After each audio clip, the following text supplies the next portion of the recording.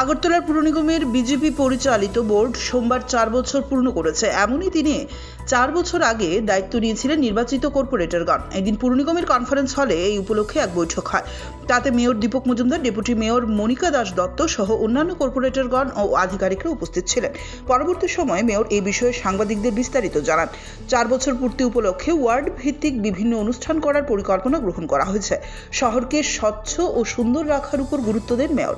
গত 4 বছরে কোনো এলাকায় উন্নয়নমূলক কাজ কতটা এগিয়েছে আর কি কাজ করতে হবে, কোথাও কোনো সমস্যা রয়েছে কিনা, এই সমস্ত বিভিন্ন বিষয়ে আলোচনা হয় বৈঠকে। সমগ্র শহর জুড়েই এখন চলছে স্মার্ট সিটি প্রকল্পের কাজ। আগামী কয়েক মাসের মধ্যে কভার ড্রেন নির্মাণের কাজ সম্পন্ন হবে বলে তিনি আশা ব্যক্ত করেন। সমস্ত কর্পোরেটররাই ভালো কাজ করছেন, সহযোগিতা করছেন বলে দাবি করেন মেয়র।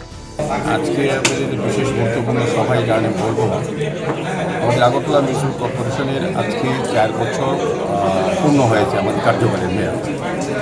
আমরা 2021 সনে 8ই ডিসেম্বর আজকের দিনে আমরা দায়িত্ব নিয়েছিলাম আগরতলা শহরবাসী, আগরতলা পৌর নিগমের নাগরিক পরিষেবা প্রদান করার ক্ষেত্রে আমরা 4 বছর শহরবাসীকে সঙ্গে নিয়ে শহরবাসীর যে চাহিদা বা অধিকার বা সমস্যা সেগুলি সামনে রেখে আমরা বিভিন্ন পরিকল্পনার মাধ্যমে আমরা শহরকে নতুনভাবে সাজানোর চেষ্টা করছি। আজকে 4 বছর পূর্তি হয়েছে, এই কারণে আমি সমস্ত কর্পোরেটর যারা আমার সাথী, আমাদের কমিশনারের আধিকারিকরা যারা রাজ্য সরকারের মানুষ আমাদের, কারণ আমরা সরকার এবং কেন্দ্র সরকার বিভিন্ন প্রকল্পের মাধ্যমে এবং আগরতলা পৌর নিগম স্মার্ট সিটি লিমিটেড সবাই করতে গিয়ে আমাদের শহরকে কীভাবে পরিষেবা ব্যবস্থা, আলোর ব্যবস্থা, ড্রেন নির্মাণ, রাস্তা তৈরি করা বা অন্যান্য কাজগুলি যেগুলি মানুষের চাহিদা বা সমস্যা সেগুলি নিরসনে কাজ করেছি।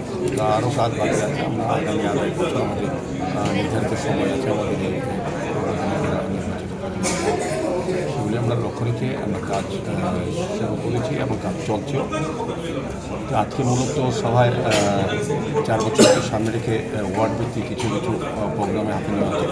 স্বাস্থ্য শিবির করা, রক্তদান শিবির, সাংস্কৃতিক অনুষ্ঠান বা শীতবস্ত্র প্রদান করা, এভাবে প্রদান করে যে আজকের বিষয় আজকে আমরা ঘোষণা আজকে সিদ্ধান্ত নিয়েছি। সেই সিদ্ধান্ত মোতাবেক আমরা ঘোষণা করতে চাই যে আমাদের যশস্বী প্রধানমন্ত্রী দেশে নরেন্দ্র মোদীজি স্বদেশি ব্যবহার করার জন্য, স্কিমে ব্যবহার করার জন্য লোকাল উনি সারা দেশবাসীর কাছে আবেদন রেখেছে। তো আমরাও আমাদের আগরতলা মিউনিসিপাল কর্পোরেশনের পক্ষ থেকে সম্ভবত আগামী 28, 29, 30 এই মাসে আমরা একটা স্বদেশি মেলা করতে যাচ্ছি।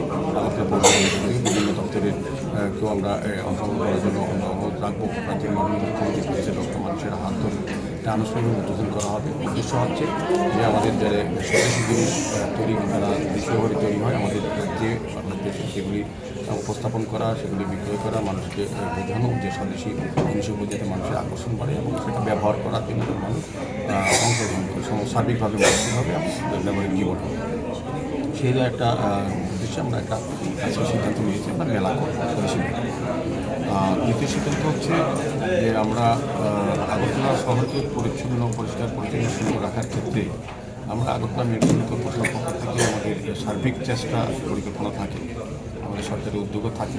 তারপর আমরা চাইছি যে এই কাজে সার্বিক অংশে সমস্ত অংশে মানুষকে অংশগ্রহণ করানো এবং সেগুলি সামাজিক সংস্থা, ক্লাব, ব্যক্তি, প্রতিষ্ঠানের মাধ্যমে তাদেরকে উৎসাহিত করে তাদেরকে অংশগ্রহণের মাধ্যমে এই কাজটা সুন্দরভাবে সুচারু সেই উদ্দেশ্যে আমরা আজকে আমরা সিদ্ধান্ত নিয়েছি আগরতলা পৌর নিগমের এই সভায় 4 বছর পূর্তির বিশেষ গুরুত্বপূর্ণ কাউন্সিল মিটিং এই মুখ্যমন্ত্রী স্বচ্ছ ক্লাব পুরস্কার হিসাবে আমরা একটা পুরস্কার ঘোষণা করেছি যে সকল ক্লাব, সামাজিক সংস্থা বা প্রতিষ্ঠান যারা যার এলাকায় ক্লাবের নির্দিষ্ট এলাকা থাকে, এলাকার ক্লাবগুলি হয় সরকারি মানা থাকে, এই এলাকায় যাতে মানুষ স্বচ্ছতা রাখে, রাস্তা, ড্রেন সমস্ত ব্যবস্থা ঠিক রাখে এবং আমাদের কর্পোরেশনের যে বা মিউনিসিপ্যালিটি সরকারি কাজে সহায়তা করা ও ডেভেলপমেন্ট কাজে সহযোগিতা মনোভাব প্রকাশ করার জন্য যেসব সামাজিক সংস্থাগুলি কাজ করে আসছেন বা কাজ করবেন তাদেরকে আমরা উৎসাহিত করার জন্য পুরস্কার প্রদান করব।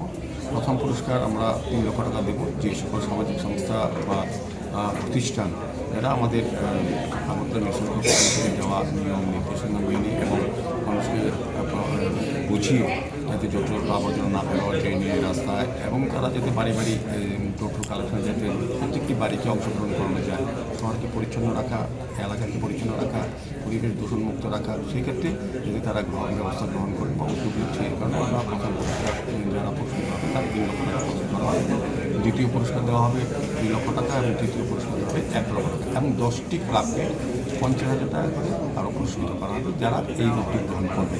তো আমার অনুরোধ থাকবে আগরতলা শহরে 11টা ওয়ার্ড অন্তর্ভুক্ত যে সকল ক্লাব, সামাজিক সংস্থা বা প্রতিষ্ঠান বা বাজার কমিটি আছে তারা যাতে অংশগ্রহণ করে এবং তারা স্ব এলাকায় যাতে তারা নিজেরা সচেতন অ্যাওয়ারনেস প্রোগ্রাম করে যাতে আবর্জনা যত্রত্র ট্রেনে না ফেলানো হয়, রাস্তা না ফেলানো হয় এবং বিশেষ করে সামাজিক কিছু কাজও যাতে সারা বছরে যারা করেন বা করবেন। বলা হচ্ছে যে এইডসের বিরুদ্ধে, নেশার বিরুদ্ধে, তারপর দ্বিতীয়ত রক্তদান শিবির করা, স্বাস্থ্য শিবির করা, বিভিন্ন বাল্যবিবাহ বন্ধের বিষয়ে আলোচনা করা, মানুষকে সতর্ক করা, সচেতন করা। Bureau report, CNA TV.